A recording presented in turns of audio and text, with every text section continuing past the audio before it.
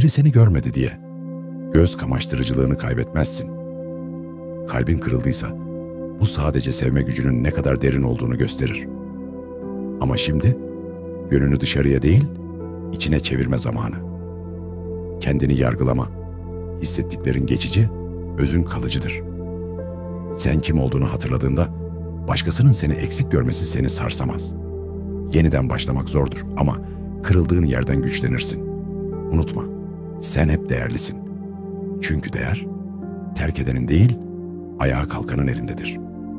Bir gün her şey yoluna girecek derler. Ama bazen önce her şeyin dağılması gerekir. Jung der ki, karanlıkla yüzleşmeyen biri, onu dışarıda bir düşman olarak görmeye mahkumdur.